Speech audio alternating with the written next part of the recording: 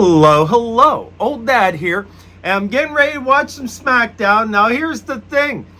John Cena's going to be there. Tiffany Stratton's going to be there. The match that they showed was Aleister Black versus The Miz.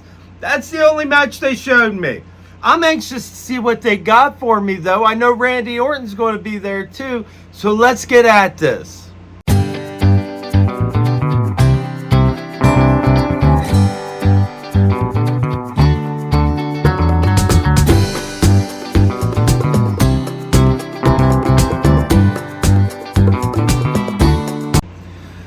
LA Knight and Damian Priest start talking, and they're just going back and forth. Don't put your failures on me. This, that, the other. Old Dad's loving it. First of all, it starts out with LA Knight talking. Second, it starts out with Damian Priest giving it right back to him. Like, right back to him. Which is hard to do for LA Knight. Right? I thought it was fun. And they're getting ready to have a match next, so let's get to that.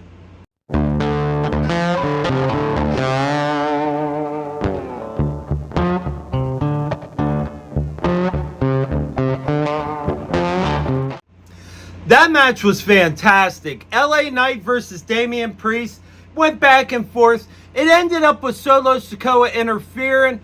Then they ended up BFT to Solo. They ended up south of heaven. They were getting ready to do it Solo on the announce table.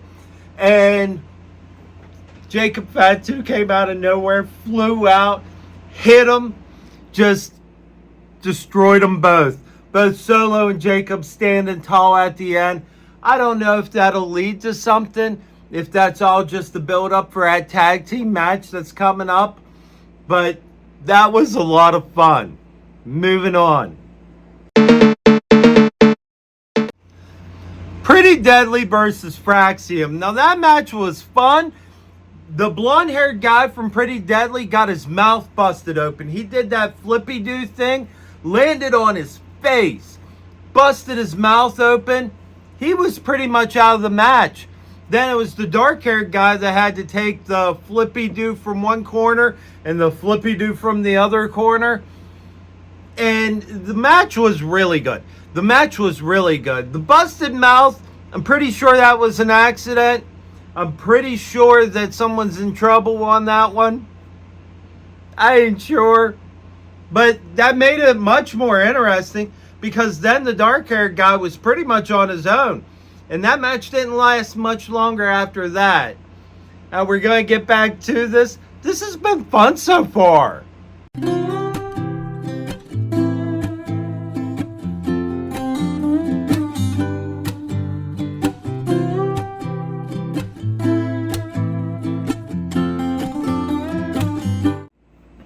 Nia Jax needs to be a good guy. Come on. Nia Jax needs to be a good guy. She came out. She was talking. She wants her title back. Tiffany Stratton says, anytime. I don't make the matches, but I am not afraid of you. Naomi comes out and says, I can't believe you two are bickering. I'm pretty sure that you kept costing me my title. You kept costing me my win for the title. Then Jade Cargill comes out. We get the match from last week. Oh, Dad's happy about that. I am. Because last week, at least they weaved the storyline together. That Naomi had a reason to be out there. Last time, it just seemed like it was like, what's going on here? They didn't put that story together. Old Dad's happy about the story having a purpose here. All right, we're moving on. Oh, and that tag team match is the main event. Moving on. That match was so good. The Miz showed out. The Miz, I thought he had it a couple times. Though, giving credit where credit is due, he was set up for the skull-crushing finale and did a cartwheel out of it. And he kicked him. He's facing up with Carmelo now. Oh, I'm telling you what. I want to see that. Carmella. Oh, man. I want to see that. I do. Okay, so they ain't going to fight right now. Are they? Oh my gosh. Nope, he's leaving. He's leaving. That match is going to happen sometime. The Miz showed out. The Miz was amazing in that match. Aleister Black won. Yes, Aleister Black won. But The Miz was amazing in that match. I can't even go on enough. I was so impressed with him. All right, moving on. Piper Niven, she really looked good. She really looked good. I want to tell you what. I love that match, mainly because some of the flippy-do moves, some of the major moves, she just wouldn't let it happen. She was like, I'm too strong for that. You're not going to...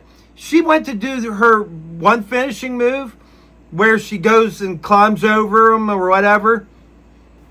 She just stood there. She was like, no, we're not doing that.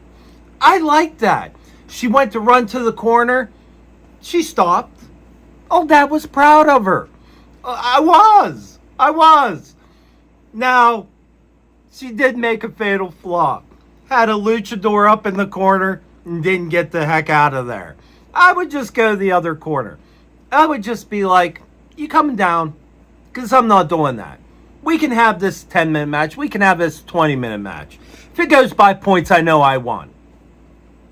That's an old dad opinion. I would have just waited it out. But she went there. She got nailed. That wasn't how she got beat, though. She got beat because she ended up slamming into Chelsea Green and then got rolled up. I was okay with that. I was. Because Piper Niven showed out. I want to see more with Piper Niven. I think that she's really good. Don't get me wrong. Zelina Vega is amazing. I love Zelina Vega. And I love the fact that Chelsea Green was out there. That was not my favorite match. But that's going to be up there. My favorite match right now is The Miz. But we're moving on. Santos Escobar versus Rey Fenix was a really good match. My thing with that, Santos seemed to have an answer for everything Rey threw. He would go do a flippy-do, Santos would be waiting, nail him. Be like, you're not doing that. They did the sloppy, but it was different this time. It wasn't just boom, boom, boom. They were like challenging each other. They would eat the slap and be like, do it to me. Boom, eat the slap, do it to me. Back and forth. It was actually quite interesting how they did the slappy. I enjoyed it. I thought overall that match was fantastic. It had story to it. Santos wanted Rey Fenix to join him. Rey Fenix still picked up the win. But Santos Escobar, he showed his experience. He showed he knew the ring. And old dad loved it. What do you think? Leave a comment below. We're moving on. That match was good. Naomi and Nia Jax, they really didn't work well together. They would tag themselves in and different things like that. Jade Cargill and Tiffany Stratton, they did okay together. I didn't see a whole lot of Tiffany Stratton in that match. It was mainly Jade Cargill shined out. But the biggest shine out of the whole match was the fact that Jade Cargill's gear looked like the bat symbol. And she had like that lightning bolt, which made me think of the Flash. And it was all comic book central. Old dad was all for Jade Cargill because she came straight out of a comic book. I like that. Old dad likes comic books. Did you see Lily just fly over there? She was all over me. If I showed you my shirt. Here, let me show you my shirt real quick. I've been lilied. Anyway, what did you think?